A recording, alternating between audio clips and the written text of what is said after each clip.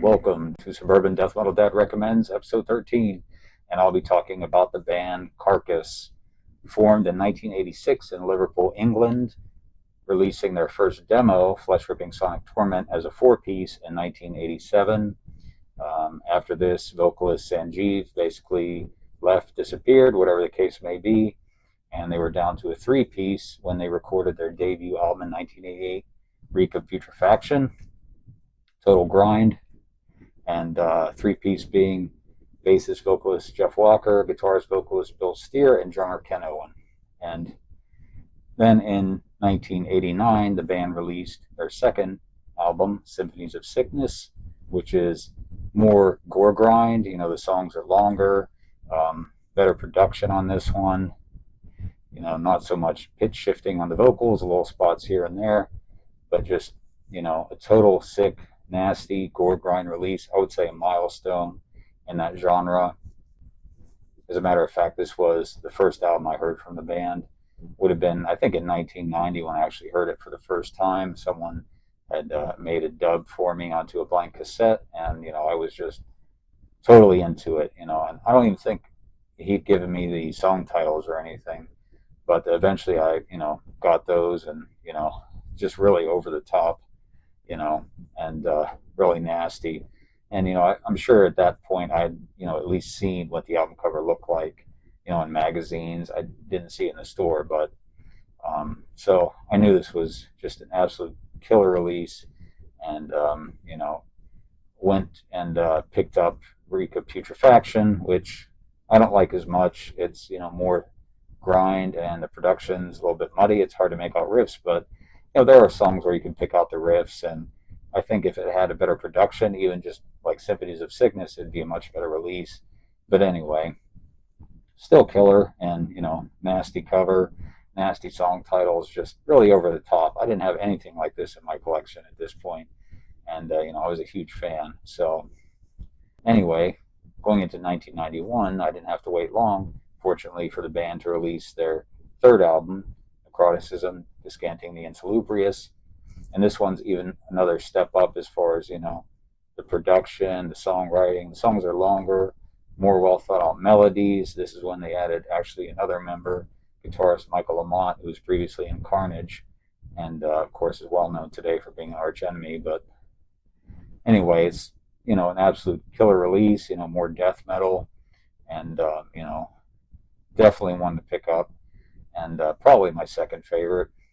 So after this, in 1992, the band released an EP, Tools of the Trade, a really killer EP. You know, it's got Incarnated Solvent Abuse from Necroticism, as well as 3 other tracks recording during those sessions, including Tools of the Trade, Hepatic Tissue Fermentation 2, and then they redid a song from Reek of Putrefaction by Ossified, brought to the gore.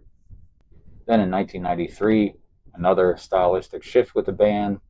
This is where we got basically melodic death metal, and I'm talking about Heartwork. And I would say maybe not everybody that's into the first 3 albums necessarily likes Heartwork, from what I've, you know, read or just, you know, heard people mention online or something like that. But I was definitely really into this album. I think it's absolutely killer, the best production to date.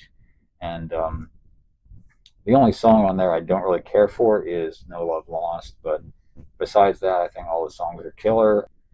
You know, I like where the band is at this point, but also still really enjoy the previous releases.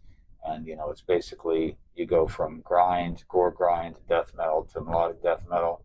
You know, the band, you know, basically with every album does something different, but they're still writing killer music, in my opinion, and those songs are great. So a milestone for me came in 1994 when I saw Carcass live, and they totally crushed. And you know, it was actually my first death metal concert, and you know, I was not disappointed one bit. And they even pulled out a track I hadn't heard before, Rotten Roll. So this song, along with This Is Your Life, were released on a compilation, Wake Up and Smell the Carcass, as well as being part of the Heartwork EP. So in 1996, the band released the album Swan Song, which is basically their last album from the first period where the band was active, from 1986 to 1996, and it's even further away from any kind of death metal. It's basically pretty soft, but to be honest, I do like a lot of the songs on this album, and even though I was disappointed that they were shifting away from death metal, the songs are still pretty decent. Not all of them, of course, but there's some good songs on there, and I don't hate that album.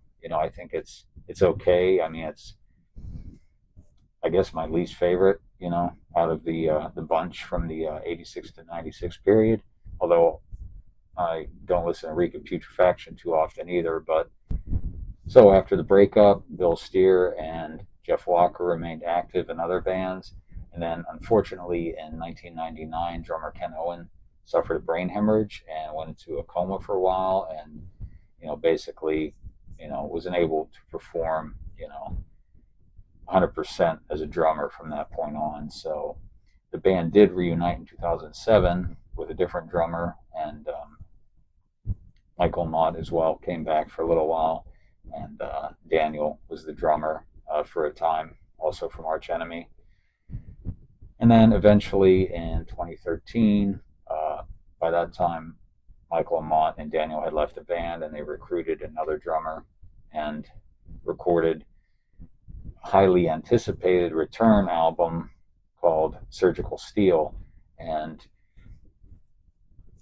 mostly it got a lot of high praise, but just my personal opinion of the album, it's very good. I mean, there's really good songs on it, but a few things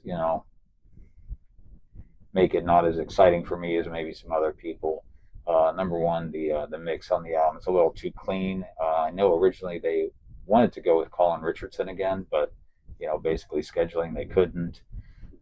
So, like I said, production, the mix, a bit too clean. I would have liked it a little bit, nastier. Maybe even like necroticism, would have been fine. But anyway, Carcass is not one to repeat, so it's a little bit understandable that it doesn't sound like a previous album. And anyways, there's good songs on it, but like I said,